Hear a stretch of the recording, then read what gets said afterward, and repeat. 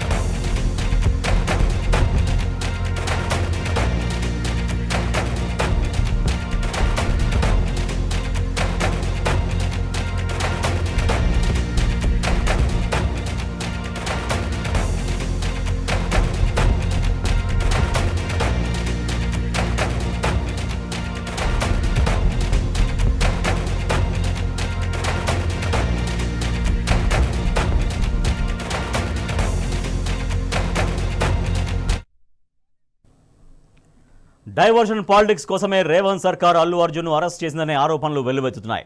ప్రభుత్వంపై ఉన్న ప్రజా వ్యతిరేకతను కప్పిపుచ్చుకునేందుకు సంచలనాలు సృష్టించి డైవర్ట్ చేయడమే రేవంత్ రెడ్డి వ్యూహం. తన పాలనా వైఫల్యాన్ని కనిపించకుండా ఉండేందుకు రేవంత్ రెడ్డి డైవర్షన్ పాలిటిక్స్ వ్యూహాలని అమలు చేస్తున్నారు. అందుకే పుష్ప 2 వివాదంలో అనవసరంగా అల్లు అర్జున్ను అరెస్ట్ చేశారని క్లియర్గా తెలుస్తోంది. అరెస్ట్ చేసిన తీరు రేవంత్ అనుకూల మీడియాలో చేసిన హడావుడే ఇందుకు నిదర్శనమని విశ్లేషకులు చెబుతున్నారు. రాష్ట్రంలో 6 గ్యారంటీలను అటకెక్కించి వాటిపై చర్చ జరగకుండా రేవంత్ రెడ్డి డైవర్షన్ స్ట్రాటజీను నమ్ముకున్నట్లు తెలుస్తోంది.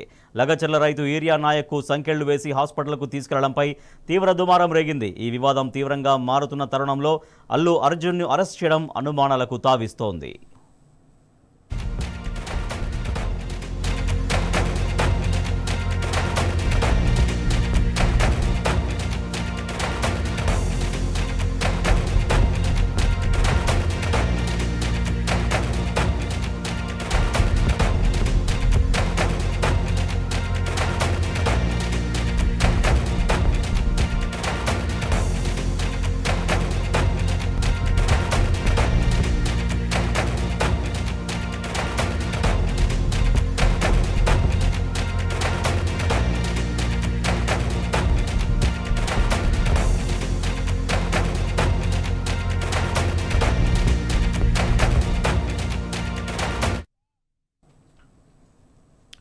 సంధ్యా థియేటర్ తొక్కిసలాట ఘటనలో అల్లు అర్జున్ను ప్రత్యక్ష బాధ్యుడిని చేయడమే పెద్ద మిస్టేక్ అని క్లియర్గా తెలుస్తోంది.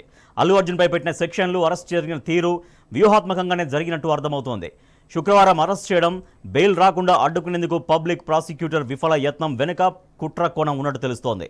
పోలీసులు అరెస్ట్ చేయడం, వెంటనే గాంధీలో వైద్య పరీక్షలు, నాంపల్లి కోర్టులో బైండ్ ఓవర్లు అన్నీ చకచకా జరిగిపోయాయి.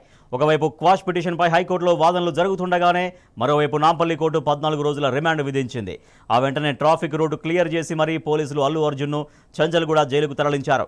అటు హైకోర్టులో సుదీర్ఘ వాదనల తర్వాత అల్లు అర్జున్కు బెయిల్ మంజూరైంది. తక్షణమే అల్లు అర్జున్ను విడుదల చేయాలని కోర్టు ఆదేశించింది. కానీ కోర్టు ఆదేశాలు బేఖాతరు చేస్తూ జైలు అధికారులు అల్లు అర్జున్ విడుదలలో తీవ్ర జాప్యం ప్రదర్శించారు.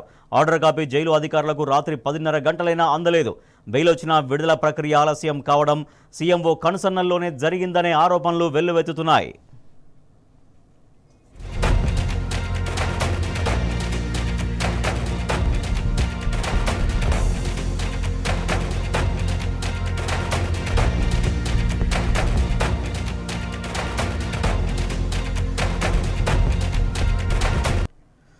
అల్లు అర్జున్ను ఒక్కరోజైనా జైల్లో ఉంచాలని 2 రాష్ట్రాల ప్రభుత్వాలు కుట్ర చేశాయని కొందరు రాజకీయ విమర్శకులు చెబుతున్నారు. జైలు మాన్యువల్ ప్రకారం ఉదయం 10 గంటలకు సాయంత్రం 6 గంటల లోపు బెయిల్ బాక్స్ను ఓపెన్ చేస్తుంటారు. వారు ఓపెన్ చేసే సమయానికి బెయిల్ పొందిన సంబంధిత వ్యక్తుల బెయిల్ పేపర్లు అందులో ఉండాలి. సాయంత్రం 6 గంటల తర్వాత వచ్చిన ఏ బెయిల్ పేపర్లైనా జైలు నిబంధనల ప్రకారం మరుసటి రోజు ఉదయమే ఓపెన్ చేసి బెయిల్ ప్రక్రియ ప్రారంభిస్తారు. అయితే అల్లు అర్జున్ విషయంలో కావాలనే 6 గంటలు దాటినా బెయిల్ పేపర్లు ఇవ్వలేదు అని తెలుస్తోంది.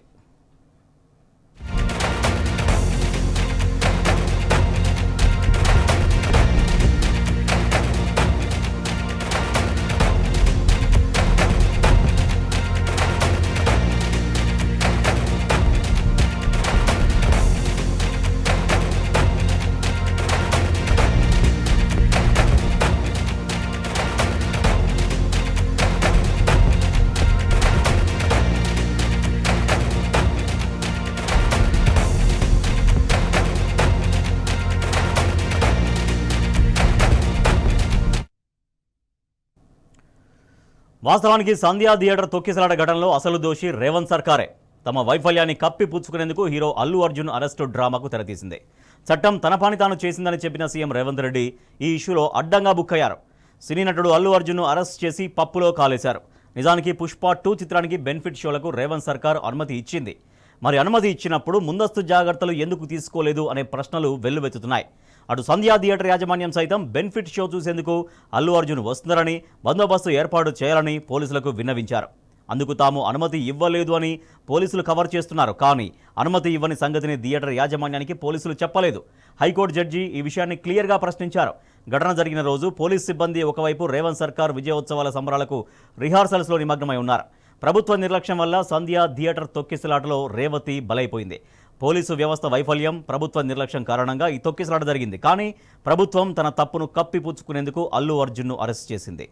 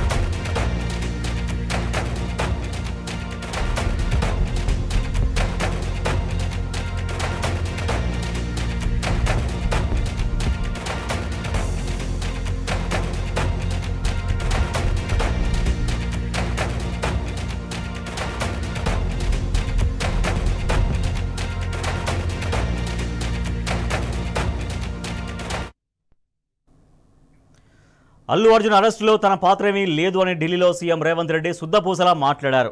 స్టాంపెడ్లో చనిపోయిన రేవతి మృతిపై ఎక్కడా లేని సానుభూతిని ప్రదర్శించారు. వాస్తవానికి రేవతి మృతి పట్ల అటు అల్లు అర్జున్ సైతం ఎంతో చింతిస్తున్నారు. ఇవాళ జైలు నుంచి విడుదలైన తర్వాత కూడా మరోసారి తన పశ్చాత్తాపాన్ని వ్యక్తం చేశారు. రేవతి మృతి ఒక దురదృష్టకరమైన సంఘటన, అది ఒక యాక్సిడెంట్. రేవతి మృతి పట్ల అత్యంత సానుభూతి వ్యక్తం చేసిన రేవంత్ రెడ్డి మరి రాష్ట్రంలో సర్కార్ నిర్లక్ష్యానికి, కుతంత్రాలకు బలైపోతున్న ప్రాణాలకు ఏం బదులు చెబుతారు? తన సొంత గ్రామం కొండారెడ్డిపల్లిలో మాజీ సర్పంచ్ సాయిరెడ్డి ఆత్మహత్యకు రేవంత్ రెడ్డి సోదరులే కారణం. స్వయంగా మృతుడు సాయిరెడ్డి సూసైడ్ నోట్ ఇందుకు నిదర్శనం. రేవంత్ రెడ్డి బ్రదర్స్ తన ఇంటికి అడ్డంగా గోడ కట్టడం వల్లే చనిపోతున్నట్లు సాయిరెడ్డి ఆ లేఖలో స్పష్టం చేశారు. తన ప్రమేయం లేని సంధ్యా థియేటర్ తొక్కిసలాట ఘటనలో అల్లు అర్జున్ని అరెస్ట్ చేసిన చట్టం మరి సాయిరెడ్డి సూసైడ్ కేసులో ఎవరిని అరెస్ట్ చేయాలి? సాయిరెడ్డి మృతికి ప్రత్యక్ష కారకులైన రేవంత్ రెడ్డి బ్రదర్స్కు చట్టం ఎందుకు వర్తించదు? రాష్ట్ర వ్యాప్తంగా పలు వర్గాల నుంచి ప్రజలు సంధిస్తున్న ప్రశ్నలు ఇవి.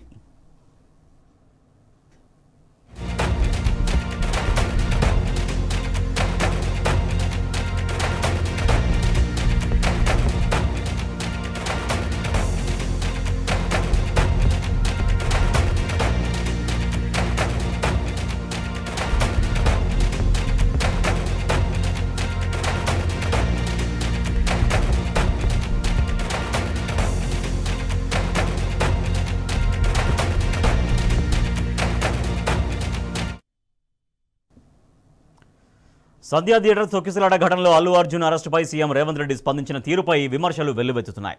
చట్టం తన పని తాను చేసుకుపోతుంది అన్న రేవంత్ వ్యాఖ్యలపై సోషల్ మీడియాలో సెటైర్లు పేలుతున్నాయి. తెలంగాణ రాష్ట్రంలోని గురుకులాల్లో మరణ మృదంగం మోగుతోంది. ఇప్పటివరకు కలుషిత ఆహారం, పాము కాట్లతో పాటు వివిధ కారణాలతో 49 మంది చిన్నారులు చనిపోయారు. ఇటీవలే వాంకడి ఫుడ్ పాయిజన్ ఘటనలో శైలజ అనే విద్యార్థిని 27 రోజులకు పైగా నిమ్స్లో పోరాడి ఓడింది. శైలజ చనిపోయిన తర్వాత ప్రభుత్వం ఆంక్షలు విధించి మరీ అంత్యక్రియలు నిర్వహించింది. సీఎం రేవంత్ రెడ్డి కనీసం వారి కుటుంబాన్ని పరామర్శించలేదు. శైలజ అంత్యక్రియలకు ఏ పార్టీల నేతలు వెళ్లకుండా పోలీసు బలగాలతో దిగ్బంధం చేశారు. మరి రేవతి మృతి విషయంలో సానుభూతి కోసం ఢిల్లీలో శుద్ధపూసలా మాట్లాడిన రేవంత్ రెడ్డి రాష్ట్రంలో జరుగుతున్న గురుకుల విద్యార్థుల మరణాలపై ఎందుకు మాట్లాడడం లేదు? సంధ్యా థియేటర్ తొక్కిసలాట ఘటనకు ప్రత్యక్ష కారకుడు కాకుండా అల్లు అర్జున్పై కక్ష సాధింపు చర్యలకు దిగింది సర్కార్. మరి సర్కారు వైఫల్యం వల్ల, రేవంత్ రెడ్డి అసమర్థత వల్ల చనిపోతున్న ప్రాణాలకు ఎవరు మూల్యం చెల్లిస్తారు? ఈ చావులకు ప్రధాన కారకులైన రేవంత్ రెడ్డిని ఎందుకు అరెస్టు చేయకూడదని పలువురు ప్రశ్నిస్తున్నారు.